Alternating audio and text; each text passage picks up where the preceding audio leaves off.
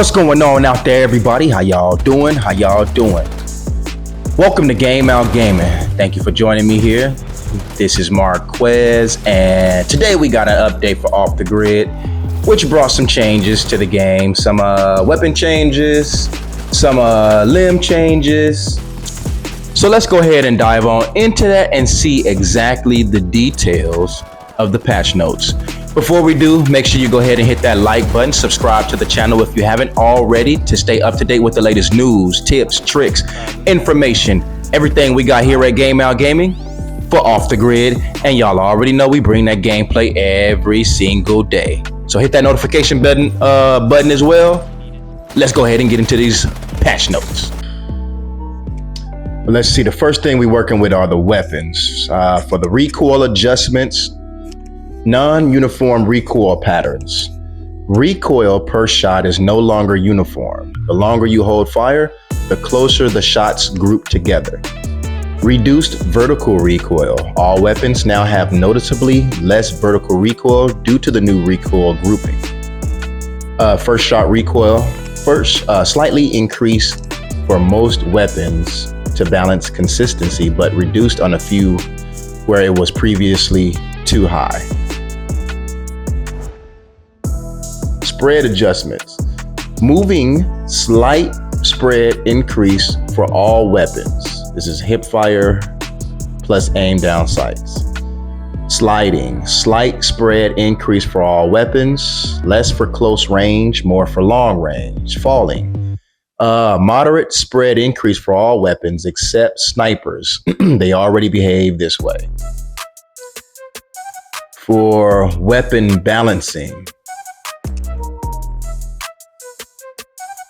teardrop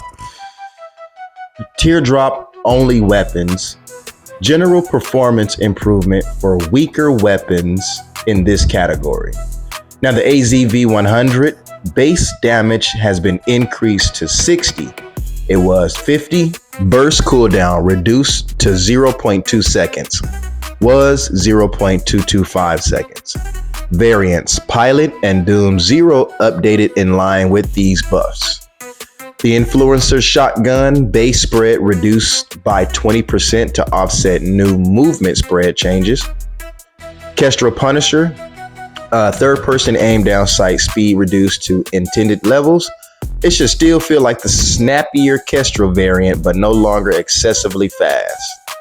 Now for the cyber limbs, they fixed an issue where crouching with the kinetic shield blocked hammerheads attack without taking proper damage. When you use the shield and you crouched, you did not take damage when someone used hammerheads. Fixed an issue where players saw hit markers when their mirror breaker holograms hit enemies.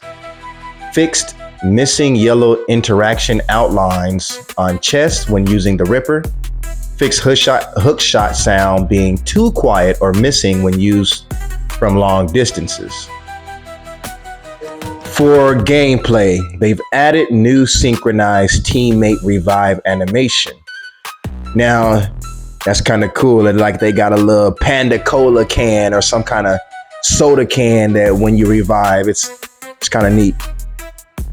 Increased air control by 25% while falling.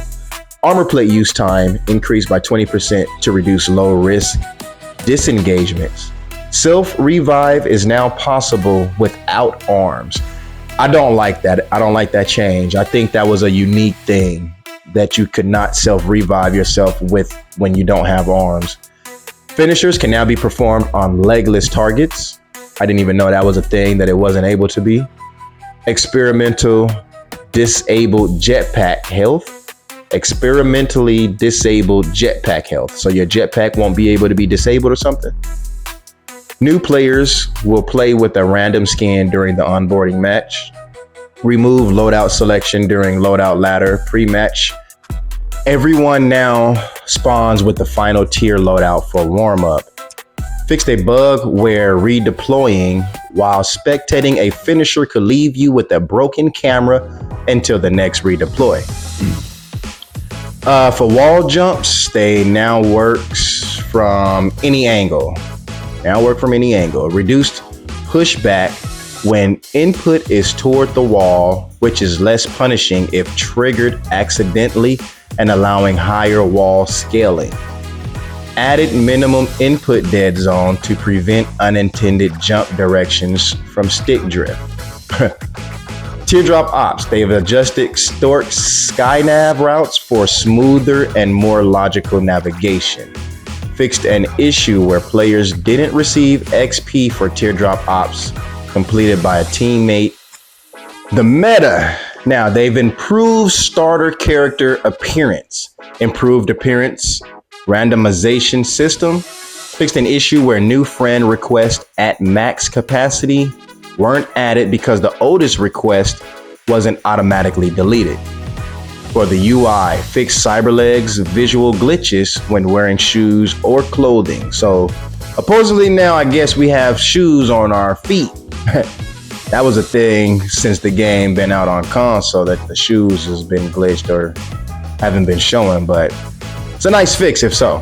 Fixed a delay where the Battle Pass image and Marketplace banner appeared late in the lobby. Well, there we go, everyone. That's what we have inside of the patch notes. So let me know what your thoughts are. Me personally, there's nothing really that's detrimental in it. I mean, you know, every adjustment, every fix is always a plus.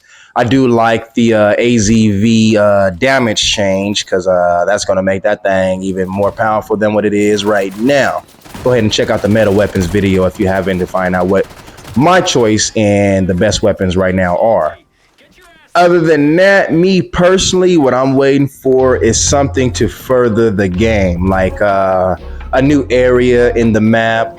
I want a completely new gun, something that's completely new, not a new variation of anything, but something completely new.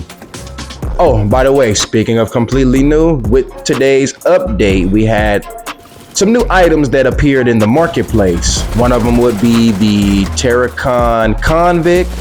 Not sure how to obtain this item yet, but once I do, I'll go ahead and let everyone know. But the Terracon Convict is now listed inside of the marketplace, so once that's posted, you can feel free to buy that. Also, there's two new berets. There's a gray beret and there's a black beret.